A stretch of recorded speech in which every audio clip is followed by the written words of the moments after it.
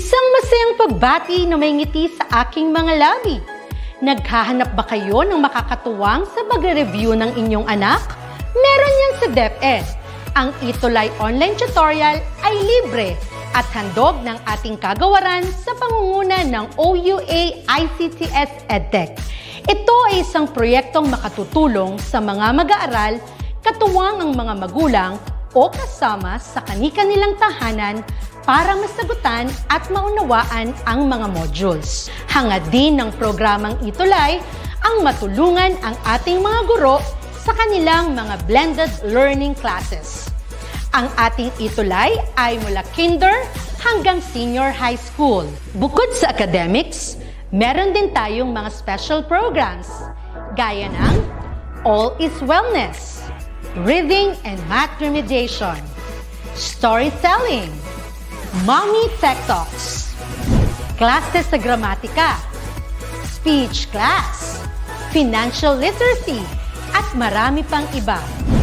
Pinalawig din ng ETUlay ang ating Alive program para sa mga mag-aaral mula grade 1 hanggang grade 3. Gayun din ay mayroon tayong ALS program at SPED tutorials na makasisigurong makakamit ng lahat ang inclusive education. May SPED hotline na rin para sa inyong mga katanungan patungkol sa special education. Kaya, subaybayan mula Lunes hanggang Biyernes, mula 9:00 ng umaga hanggang 7:00 ng gabi ang ating ETUlay. Sa ating pagtutulungan, maiaangat natin ang bawat isa. Ating itutulay ang pagkatuto upang di mapigil ang pag-aaral ng kabataang Pilipino.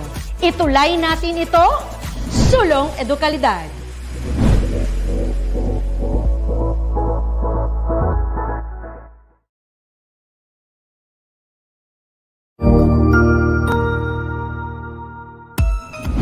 Mabuhay! Good day to all! I am your tutor Madge. Welcome to ETUlay, a free online tutorial, an initiative of the Department of Education, Information and Communications Technology Service, Educational Technology Unit, ICTS EdTech.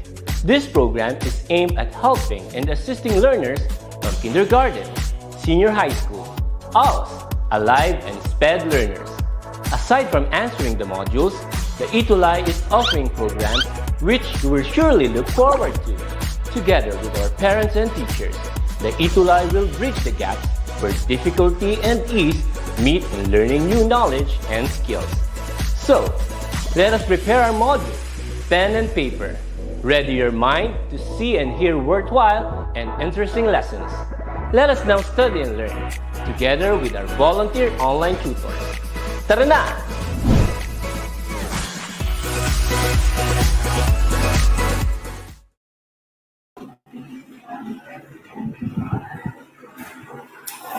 Isang mapagpalayang hapon sa inyong lahat. Kamusta po kayo?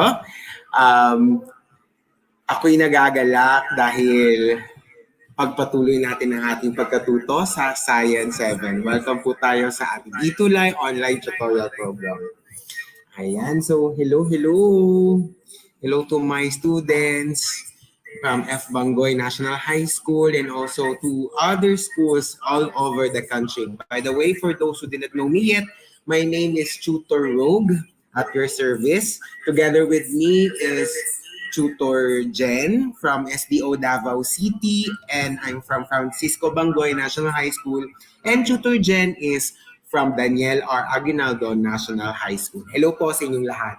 Ayan, so simulan na natin ang ating pag-aaral. Today, we're going to recognize our mahusay tuties of the week who have gave their output last week's episode. So our just to have a previous review, we talked about we talk about our different atmospheric phenomena. Ayan. So let's start. So our first tuti is Alriza Zaidainti Gaza. She is from a grade 7 M Del Pilar from section, yes, from section Del Pilar. Her school is Pampanga National High School, Division of San Fernando, Region 3, and her science teacher is Teacher Quizia Luis Q. Garcia. Hello, kaapelyedo ko pa. Hello po, ma'am. Congratulations. Together with her is her loving parents, Mr. and Mrs. Gaza. And congratulations, Ariza. Ang cute-cute ng kanyang output kasi gumawa siya ng video presentation telling about the phenomena happening in the atmosphere. Ayan, now let's proceed to the second mahusay chuti is Miss Samantha D. Blasi. A grade 7, section Diamond A. School is from Liano High School, Division of Caloocan, from National Capital Region. And her science teacher is Teacher Michael John S. Manicar. Hello, Sir John Michael. Michael John S. Manicar, mabuhay po kayo kasi napaka-consistent po na bata si Samantha D. Blase. Walang mintis yung kayang paggawa ng output, hindi lamang sa aking subject, kundi sa ibang subjects din. And also, I would like to congratulate her loving parent, Mrs. Rowena Blasi. So congratulations, Samantha. You did a very good job in explaining the phenomena happening in our atmosphere. You able to differentiate the sea breeze and the land breeze, and also the ITCZ. And also the last but not the least is Mr. Rens Guyver J. Calyanta. He is a grade 7 learner from section Mark. His school is from Imelda Integrated Secondary School, Division of Malabon, with the National Capital Region. And his science teacher is Ma'am Jaris de la Serna. Hello po, Ma'am Jaris de la Serna, if you're watching. Also, Rens is also a good student. And also, would like to congratulate his parents or guardians, Mr. and Mrs. Calyanta. Ayan, congratulations. So there you have it, our top 3 mahusay chutis of the week. And I hope that everyone could also participate and could give their outputs next week or this week so that we could able to recognize you and could able to, to present you in our live. Same as Rens, Alriza, and Samantha. Okay, now let's have our attendance. So a while ago, I have seen a lot of comments now. Ayan, so kahit hindi ko sasabihin, you already give your full name, you have your section, you have your school, and the name of your science teacher for them to be recognized. And also, do not forget to share our live session now, as in now na, and 3, 2, 1, and share. I hope you already shared our live session for this afternoon through our social media accounts and to your class group chat, and of course from your Facebook groups. And you can also free to tag all your 2 friends, or if you could have all your friends to be tagged, then go with that in our comment section. And also, as we're going to discuss about our very interesting topic for this afternoon, do not forget to bring your module with you. Even though we have different writers, but we have same mails. So, yun, same pa rin tayo ng content. And do not forget also your pen and your paper for our quiz later. Ayan. So, congratulations, everyone. Hello. I would like also to shout out Ma'am Jessica Marie Borromeo, one of the exemplary tutors of ETUlay in Filipino 7. Hello, sis! Ayan. So I would like also to congratulate our friends, our tutors who have able to receive awards from third quarter, including me. Ayan. Maraming salamat po sa pagtitiwala. bilang Excellence in Pedagogy. Ayan. So maraming salamat at hindi ito para sa akin kundi para po to sa inyo. Ang lahat ng aming parangal ay para sa mga guro at para sa mga estudyante. I would like also to congratulate and to shout out my grade 8 students in front of me. Ayan, so they're doing their activities while I am having my online classes. Kasi mahirap na baka mapabayaan ko rin sila. Ayan. So let's proceed. So our topic for this afternoon, for this quarter 4, and it's already week 5. I think this would be the second to the last topic. Ayan, so medyo emotional ng konti kasi second to the last na. Ayan, and we will have, for the next week will be a week 6 and for our recognition for our last session for our ETUlay online tutorial for this quarter. So our topic for this afternoon is the tilting of the earth. Ayan, so ano nga ba tong tilting of the earth? And you were able to learn about this as we go along with our journey of this afternoon's topic. Ayan. So let's proceed. By the way, before we proceed, I would like to recognize the writer of this module. She is Ma'am Cherry Love Maghanoy. And the editor is Mr. or Sir Winston Chavez from the SDO Davao City Division. Hello. And I would like also to shout out the education program supervisors in science, Miss Faye Pasamonte in our division. Hello po sa inyong lahat dyan in the division of Davao City. Okay, so our most essential learning competencies for this week, which is week 5, is tilt of the earth and the seasons. Ayan, so we will going to learn all of those as we going to unravel what would be the tilting of the earth all about. Yeah, ano nga ba ito, sir? Ayan, so I know other students have already the idea because their teachers has already discussed this in advance. So thank you, and let's proceed to our lesson. Okay. Medyo nagfi-feedback ba ako? Pasensya na. Okay, so let's have our learning goals. Our learning goals for this afternoon is the height. Okay, the student should learn or understand the height of the sun in the sky to the amount of energy received. Ayan. And the students would understand the latitude of an area, okay, to the amount of energy received. And the last one is the students would understand the tilt of the earth and the seasons. Okay.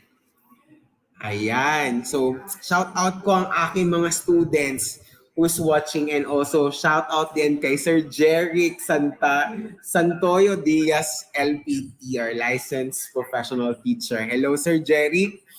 Ang aking Lodi ng MAPE PE, I think. Yes, hello. Congratulations also, Sir Jeric, for winning the exemplary tutor for the third quarter. Yes. Now, before we proceed to our lesson, we will have our pretest. This pretest is to test your prior knowledge regarding our topic for this afternoon. So don't be sad if you get wrong because this is just a pretest. Okay? Okay, so I will read the directions. Read each question carefully. Choose the letter of the correct answer. Use a separate sheet of paper for your answers or comment it down. Just like that on the video. Okay, so I will read the question number 1. During the day, the sun's rays are most intense. At what time of the day? Yan. So what time of the day where the sun's rays are very intense?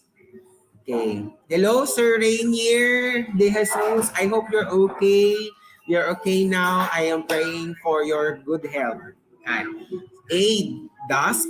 B, dawn. C, noon. D, morning. So what would be the time of the day where the sun's rays are very intense. Okay. Okay, so all of you answered letter C, Kerubin, Richmond, Shemari, Galiani, Margaret, JMRK, a lot more answered letter C. Let's check if it is letter C. Very good, it's letter C. Congratulations. Wow. Okay. Number 2, all of the energy from the sun that reaches the earth arrives as solar radiation, part of a large collection of energy called the electromagnetic radiation spectrum. Solar radiation includes visible light, ultraviolet light, infrared, radio waves, X-rays, and gamma rays. Radiation is one way to transfer heat. Some of this heat lost to space due to blank. Yan, napakataas ng tanong, no? Okay, A, reflection and scattering. B, minimal absorption of the nearby black hole. C, its speed. Or D, gravitational force of the sun. So what's the answer for number 2? Okay, sorry kung nag-feedback kasi hindi ko ma-off yung sound ng aking iPad. I think I don't have the time na to check it out. So I hope hindi siya hinder sa inyong pagkatuto ngayon. Okay, for number 2, I hope napaka-active na mga students ngayon. Very good. The correct answer is letter A. Very good. Congratulations, Carlo, Diosa, RK, Jillian, Maria Jesevi, Janet Flood Patan. Hello, Ma'am Janet from Massachusetts. Antonio Xavier, my student, section Bigonia in F. Bangoy National High School. Okay, let's go to number 3. This refers to a division of the year based on changes in weather, ecology, and the number of daylight hours in a given region. A, weather dynamics. B, climate. C, quarterization. Or letter D, season. Ayan. So speaking of sige, later na lang. So what's the answer for number 3? Okay, so thank you so much for your active participation. So nauna si Kerubin, followed by Ashley, JM, and then Shemari, Ma'am Janet also answered letter D. So the correct answer is letter D, season. Okay, speaking of season, yan. So diba, we have only 2 seasons here in this country, but the other countries have 4 seasons. So yun, I think Ma'am Janet Flood Patayon could able to share her experiences during winter, summer, spring, or fall. Okay. I am willing to read your experiences during those seasons para ma-share din ng ating para malaman din ng mga estudyante. How does it feel to have a winter place? Okay, number 4, as the solar radiation reaches the Earth, it will be absorbed, reflected, or scattered with the presence of clouds. Some of the radiation is absorbed. What particular percentage do clouds absorb? Oo, galing, no? So, anong percentage kaya yung clouds mag-a-absorb ng solar radiation? Is it A, 20%, B, 50%, C, 70%, or letter D, 100%? Yan. Kerubin answered letter A. Ayan. Shemari answered letter A, 20%. Jillian, A. Vince Amiel D. Aguilar, A. Alriza also A. Arian Uzi, A. Almost all of you answered letter A. Samantha also answered letter A. The correct answer, let's check. Very good. It's letter A. Ayan. So I think you got it right. Ito na. Pang-5 na to. This is the last item. Here on Earth, we define our day based on A, moon, B, sun, C, stars, D, galaxies. Ayan. So here on earth, we define our day. Magsasabi natin na, uy, ano na, araw na, next day na naman. What would be the answer? Is it we base on moon, we base in sun, we base in stars, or we base in galaxies? Okay. For number 5, the correct answer, almost all of you answered sun. Let's check. Okay, very good. It's letter B, sun. Ayan, hindi talaga mag-mute yung aking isang um, device. Okay, so congratulations. Now you can count your scores right now. Okay, and then comment your scores so that I could able to know how many got perfect on our pre-test. I hope in our post-test, mas mataas or mas mahigitan nyo pa ang inyong scores, or kung perfect kayo, maintain it. Ayan, congratulations. Sabi ni JM Yehe, you got 5 points. And also, Ma'am Janet, say, clap, clap, clap. Okay, very good. Kauri, my students, I have Japanese students answered, scored 5 points. Ayan, Josa also, 5. And almost all of you, or all of you got 5. Ayan, so parang hindi na siguro kailangan yung lecture. Kasi alam nyo naman eh. Di ba? Okay, sige. Drama mo naman, sir. Pwede mong mag-ano. Okay, sige. Let's proceed.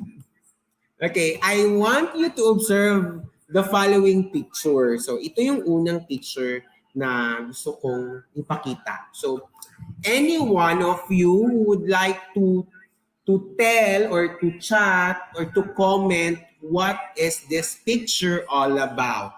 Just one word. Okay, anyone who could guess ano ito, anong scenario to? Okay, sabi ni JM, pagpalubog po ng araw. Sabi, sino pa? Maraming salamat. Sabi naman ni Ma'am Janet, it's sunset. Okay, sabi naman ni Eliza, it's sunrise. Okay, so may dalawang answers sa kanila. Is it sunset or sunrise? So tingnan natin what's the answer. Okay, this is sunrise. Ayan. 'Di ba? Maganda yung sinag ng araw at nakakapag-refresh talaga yung sunrise. Ayan, so tama yung sagot, it's sunrise. Now, let's proceed to another picture. Yan. So, what's the picture all about? So, tell me one word that describes this kind of phenomena. This is a natural phenomena happening. Okay, Aryan Usi answered sunset. Okay, Richmond also sunset. Carlo, hello Carlo Malonzo, sunset. Kauri, my Japanese student, my half Japanese student is sunset. John Lloyd, sunset. Gillian, sunset. Okay, obviously it is sunset. Okay, next. Okay, this one, parang ang init, no? Grabe, yung ano niya. Anong kaya ang nito? Oras. Sige, anyone who would like to comment on our chat box, what is the time of this kind of phenomenon? Ayan. Okay, so may mga sagot na. JM answered noon. Okay, noon po. Okay, may nag-answer ng noon time. Okay, noon. Okay, so the correct answer is, okay, very good. It's noon time. Ayan, so this time, no, tirik na tirik yung araw. 'Di ba? At saka ayaw kong sa ganitong panahon ng noon time, ayaw ko talagang lumabas kasi alam nyo na, baka mangitim tayo or kailangan tayong gumamit ng payong or sombrero or anything that could protect our body and our faces. And you should also wear your sunglasses. Yan. Next, this one. Yan, parang parang uuwian na. Okay, Aliana answered afternoon. So yes. Ano pa? synonyms ng afternoon when it comes to phenomena. Sige pa. Yun. Evening, Alriza said takip silim. Kirubin answered dusk. Yan, English lang. Arian is evening. Hello, Nika Cabrales from Santo Lucia High School. Hello po. Yes, Alriza takip silim. Carlo, si silim ng Kapampangan. Okay. May nalaman ako. Ang takip silim ng Kapampangan is si silim. Okay. Sige. Ang tamang sagot ay dusk. Okay. Hindi pa siya gabi, not an evening, kasi nakikita nyo pa yung araw. Ang English ng takip silim ay dusk. So, ang Tagalog ng takip silim is, ng Tagalog ng dusk is takip silim. Ayan. So, tama kayo. Okay. Iba din yung sunset. Okay. Iba din yung sunset. Iba din yung dusk. Okay. Now, among of these four phenomena happening, okay, you've already described the four pictures. Now, which time of the day you like most? Sa inyo, anong pinakagusto nyo dyan? Is it sunrise, sunset, noontime, or dusk? Ayan. Sige nga. Okay. For me, sige unahin ko sarili ko. Ang pinakagusto ko talaga is sunrise because I am a morning person. So, kahit na late akong natutulog, maaga akong gumigising. And I am really excited to see sunrise, to witness sunrise. And also, I would also love to see or to watch sunset, most especially if nasa beach ka. Yan. So, kayo, ano sa inyo? Okay, so may nagsabi na dusk, sabi naman ni Rens, sunrise, bagong umaga, bagong pag-asa. Ayan, okay, may mga ganon, Rens. Okay, parang ano lang, yung parang advertisement ng isang product, yung sabi na, kanino ka bumabangon? Yun, lang ganon. Sunrise mo dahil sumisimbolo po ng panibagong pag-asa na haharapin natin. Ayan, so ang galing nyo naman, may mga hugot kayo. Alexandra, sabi niya gusto niya ng sunset. Kirubin, dusk kasi yan po ang araw ng uwi ko po galing sa paglalaro. Okay, kasama ang aking mga kaibigan. Ayan. I hope, Kirubin, hindi ka naglalaro pa ngayon sa labas kasi laganap pa po ang pandemya. Oo. Magstay lamang po tayo sa ating bahay so hindi po natin ini-encourage ang mga bata na maglaro sa labas this time kasi nasa loob pa tayo ng pandemya. Hayaan nyo at magdasal tayo at masugpo natin ang coronavirus. So magtulungan po tayo. So bawal muna tayong lumabas hanggang hindi pa natapos yung ating pandemya. Kaya nga tayo ay nag-aaral dito sa ating platform which is the ETUlay tutorial program. Ayan, so may nagsabi din ng sunrise. So kadalasan talaga is sunrise. According to Ma'am Janet, I like sunrise in the winter the most. Wow! I could feel the coldness at the same time, the warmth of the place, there's sunrise at the same time it's winter. Am I right, Ma'am Janet? Okay. Sabi naman ni John Lloyd Diaz, it's sunrise and sunset. Okay, whatever you want, whatever you like, the most important is your go on with your life and you are happy learning. Okay, now let's go to our main topic for this afternoon. Okay. The very common element or symbol that you've shown in the picture is the sun. Right? Hindi pala siya symbol, sorry. It's tawag nito. The star, a big star, which is the sun. Okay, the sun plays important role in the earth. Right? It provides light and warmth. Its motions through our sky cause day and night, the passage of the seasons and the Earth's varied climates. So I highlighted all the important words for you to understand the role of the sun in our life. Yes. Okay. So let's meet Mr. Sun. Ayan. Ayan siya.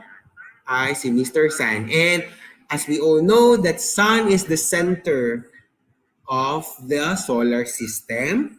Ayan, wherein not only the Earth rotates around the sun, but also the other planets. Now, there are terms that we need to learn about it. Okay, we have the perihelion. Okay, if we say perihelion, the Earth is nearest to the sun. Okay, again, if we say perihelion, the Earth is nearest to the sun. Thank you, Ma'am Janet, for your appreciation. Next, aphelion, in the other hand, is the opposite of perihelion, which is the Earth is farthest to the sun. Ayan. As we all know, we've learned from our elementary days that our Earth is following orbits. Yan. Orbit is it's an imaginary, okay? It's an imaginary guide for not to tawag nito, for not to be guided, that our planets are guided rotating around the sun. Yan. So again, perihelion is when the Earth is nearest to the sun, and aphelion if the Earth is farthest to the sun. Okay. So now let's talk about the different months of happening. What will be the tilting of the Earth that affects the climate of the Earth? Okay, now here in the figure B, Earth in June, this is the position. Okay, let me use a highlighter. Okay, yan. So here, observe that the Earth leans by 23.5 degrees. So this is the Earth axis. Okay, the Earth axis is 23.5 degrees. Okay, and the North Pole is leaning toward the sun in June. Yan. So the North Pole, where is the North Pole? This is the North Pole and this is the South Pole. Okay, so look at, it's leaning toward the sun. So it is exposed to the sun. The northern hemisphere, this one, this place, okay, is hit directly by the sun rays. Diba? When it happens, okay, when it happens, this is the, okay, sorry, this is, yan. When it happens, the areas receiving it will become warmer compared to places when the rays are oblique or slanted. So look at, so it's very exposed to the sun, while on the southern hemisphere, it is winter. It explains why the northern hemisphere is experiencing summer at this time. Anong month? Month of June. Yan. So next month, all countries belongs to the northern hemisphere, most especially in Arctic Circle to Trophic Circle. Ayan. These countries experiencing summer. And according to what I have seen some videos, ang araw ay hindi walang sunset, puro sunrise. Ayan. So, on that country. Pero, on the opposite side naman, walang sinag ng araw and it's winter. Next, how about in December? Yan. So sa December naman, this is how the tilting of the Earth happens. So the northern hemisphere is leaning away, okay, from the sun, while the southern hemisphere is directly exposed to the sun's rays, as shown by the arrow. So therefore, by the month of December, the southern hemisphere, yan, here, experiencing summer, while on the northern hemisphere, experiencing winter. Ayan, so nagkapalit. The North Pole is pointing away from the sun in figure C, and you will no longer receive direct rays or sun rays. It will have a colder temperature in the northern hemisphere. All areas located in the northern hemisphere will experience the winter season by the month of December. Ayan.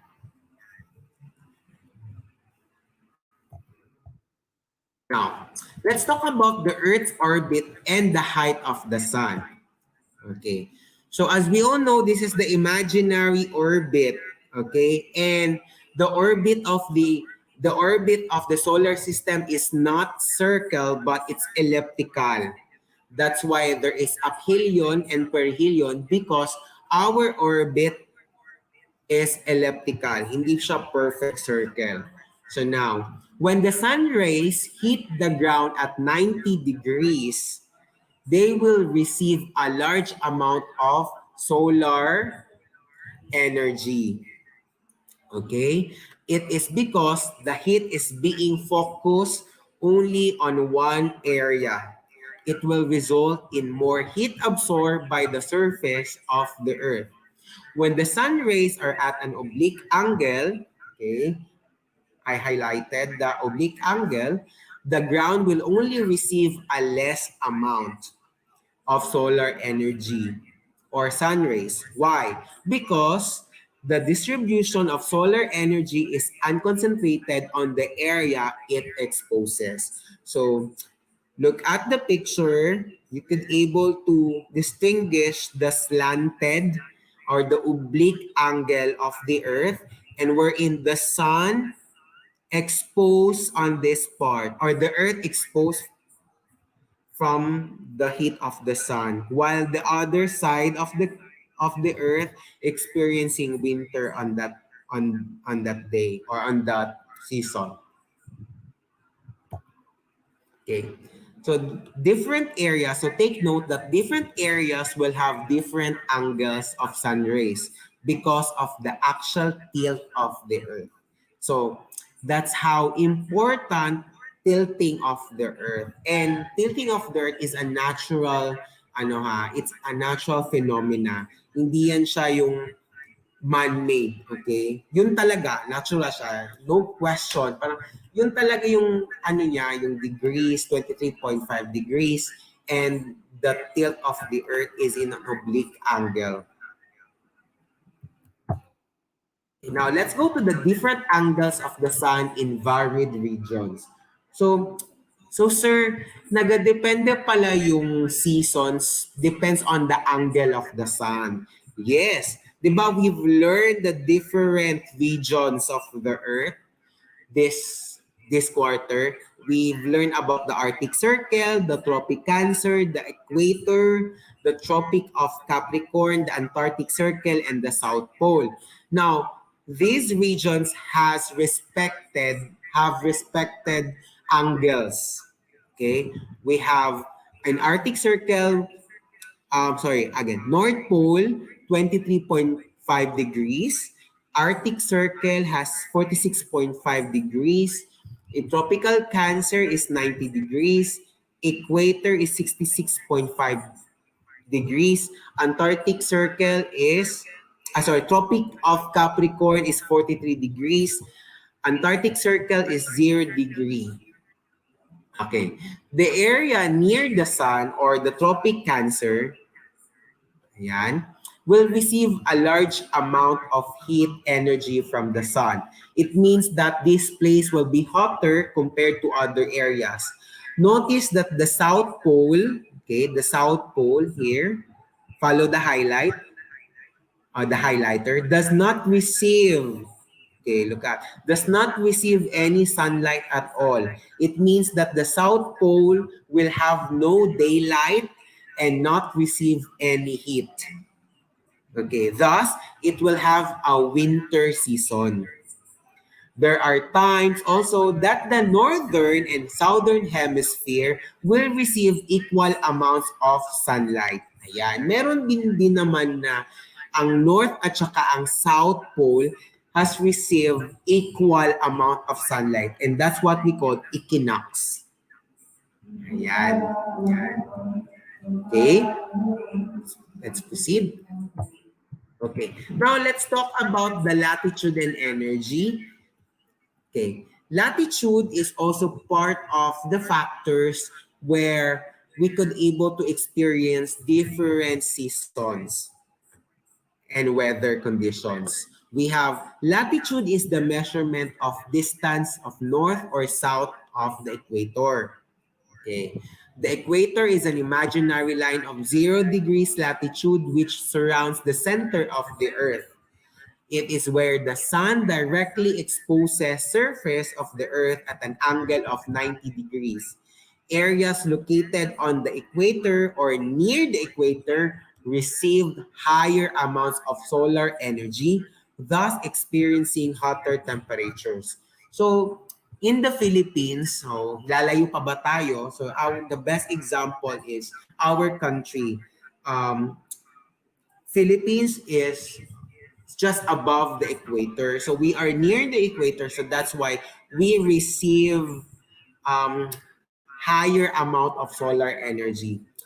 The farther it gets from the equator, the colder it gets. So therefore, yung mga countries na malayo sa equator, sila yung experiencing colder temperature compared to us. Yan.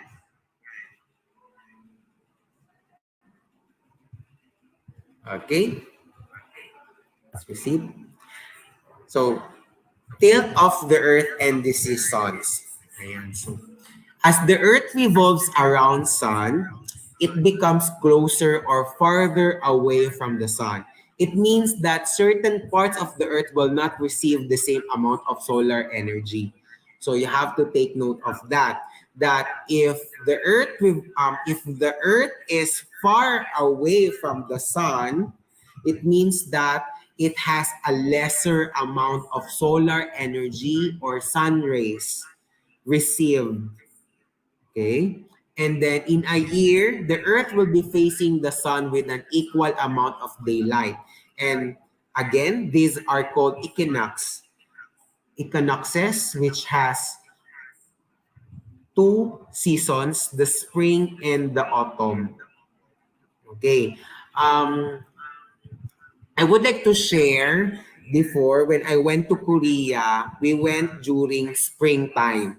So maganda siya, hindi siya masyadong mainit, hindi din siya malamig. So katamtaman lang yung klima. At ramdam na ramdam mo rin yung lamig at saka init at the same time. At saka maraming bulaklak at presko ang hangin during those days. Okay. The Earth also leans toward away from the sun. These are called solstices. And those were summer and winter season. Ayan. So we have equinoxes, which is equal po yung distribution ng daylight, and that's spring and autumn seasons. While if the Earth also leans toward and away from the sun, these are called summer and winter season. And to generalize, it's called solstices. Okay, so that's the summary of our topic. Now let's proceed to our assessment. So this time, I hope that you will able to get good scores. Since all of you got perfect in our pretest, I hope that this assessment also you will receive perfect scores. Are you ready? Okay. Are you ready? Please type ready if you are ready. Okay, thank you so much for keep watching, for sharing our live tutorial program this afternoon. Ayan, I hope you are all ready. Yan, ready si Sam, si JM. So just take note that the tilting of the Earth, um, one of the factors where there is seasons and weather conditions because of the tilting of the Earth. Ayan. Sige, let's proceed. Okay, same directions.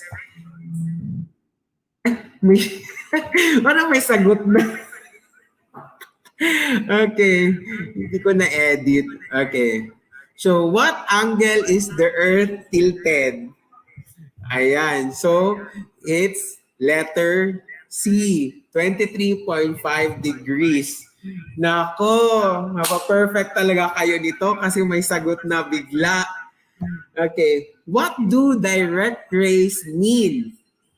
A, basahin ko na lang ha. The rays of the sun hit the Earth's surface of 40 degrees angle. Or letter B, the rays of the sun hit the Earth's surface at 60 degrees angle. And letter C, the rays of the sun hit the Earth's surface at 90 degrees angle. Or letter D, the rays of the sun hit the Earth's surface at 30 degrees angle. So the correct answer is 90 degrees angle. That we could say that there is a direct sun rays. Okay. Okay, this time wala na talagang, parang bonus na lang yon. Okay, sige. Ito, number 3. Which of the following causes the Earth's 4 seasons? Ayan. A, the amount of energy released by the sun. B, Earth's actual tilt rotation relative to Earth's revolution around the sun. C, Earth's orbit around the sun. Or letter D, Earth's 24-hour rotation. Okay, so let's check your answers. Okay, Kerubin B, Richmond, Shaya Marie, Richmond, RK, Ma'am Janet, Richmond, Sav, Jisavi, Sophia, hello Sophia from section Waling Waling, Kauri. Okay, all of your answers letter B. Let's check if it is correct. Okay, very good. Galing. It's letter B. Okay. Ayan, parang you have to comment your scores now. Okay, parang 1 point lang yung ano nyo Pero sige lang, i-add nyo na lang yung bonus para meron kayong 3 points.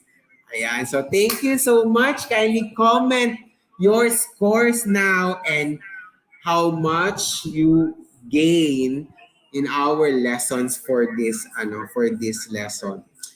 Okay, parang how much talaga no, or what is your score rather? What is your score for today's lesson? Okay, so let's see. Kerubin 3, Sophia 3, Xavier 3, RK. Hello RK, kabuhat. 3, Richmond, you total, yes, very good Richmond, you total the pretest and the assessment to make it 8 points. Very good. Yes, Josa 3, Kauri 3. Ayan. Sabi ni Ma'am Jeneline Domingo Antonio, happy to inform you, Sir Roger, that 13 of my students were participating to your tutorial. Wow! Thank you so much, Ma'am Jeneline Antonio. Can you tell me what school you are from so that I could shout out your school and also your principal? Thank you so much. Thank you so much for your participation of your students. I hope you could able to share a lot of grade 7 learners as we go along with our journey kasi next week will be our last topic and for the next week will be our recognition. And I am very excited for our recognition because I invited a very special guest. Tapos special pa na. A very good friend of mine, and she or he, because hindi ko pa sasabihin, no gender reveal, She will going to inspire you about her experiences. Ayan. Thank you so much. Ayan, congratulations. Hello, Ashley from grade 7, Begonia of F. Bangoy. Ayan. Now, let's go to our science quote of the week. And I am very excited of this of this segment. Yan, pang segment. Okay, so let me read. Rest but never quit. Even the sun has a sinking spell each evening, but it always rises the next morning. At sunrise, every soul is born again. That's according to Muhammad Ali. Ayan. So this quote is really inspiring. I know that we are very tired working, schooling, most especially this time of pandemic, this kind of platform, nakakainip din, nakaka-bored, at pagod na rin kayo sa trabaho at pag-aaral. But always remember that you should never quit, but you could rest. Kahit saang paraan, you can rest, but never quit. Sabi nga nila, kahit nga si Mr. Sun nagpapahinga during gabi, diba? How much more tayong mga tao.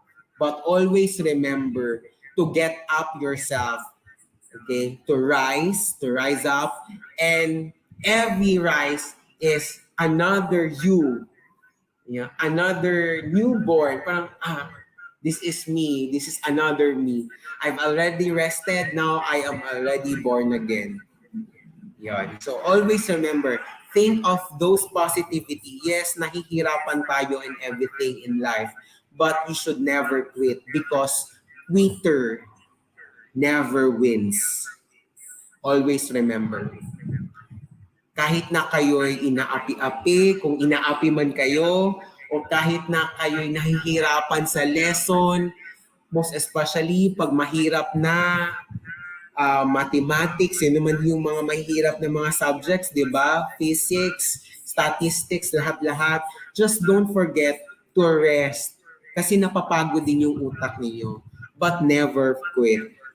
And at pagka tomorrow niyan, you will say, this is another me and it's another, a newborn.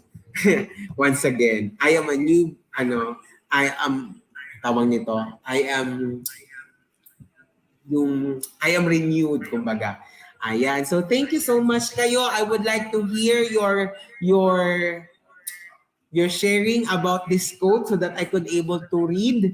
Ayan. So you can have your own realization about this quote. You can screenshot and post it to our wall, into your wall, so that your classmates will be inspired as well. Ang lahat naman nito ay para sa inyo at para sa mga estudyante at para sa mga guro. Okay. Sabi nga ni Rens, para kanino ka bumabangon? Ako, kung tatanungin niyo ako, para kanino ko bumabangon ay para sa aking pamilya. Ayan.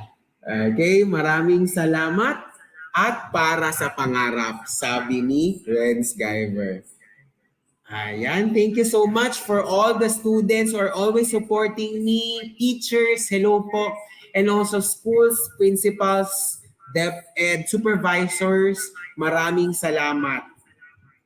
Once again, don't forget to share your insights and your outputs for this afternoon's lesson. I hope you could able to gain at least 50% yan, of today's lesson. Happy na po kami ni Tutor Jen yan. Ayan. So once again, I am your tutor, Tutor Rogue or Tutor Rogar from Schools Division Office of Davao City. With me also is Tutor Jen. We are from Davao City. I am from Francisco Bangoy National High School and Tutor Jen is from Daniel R. Aguinaldo National High School. Maraming salamat and congratulations. Maraming salamat sa inyong pagsubaybay. For comments, suggestions, email us at edtech@deped.gov.ph, or you can scan that code. Up next is Tutor Z and Tutor Marky. Congratulations, Tutor Marky, for Science 8. Mabuhay tayong lahat. To God be all the glory. Bye-bye. See you next week.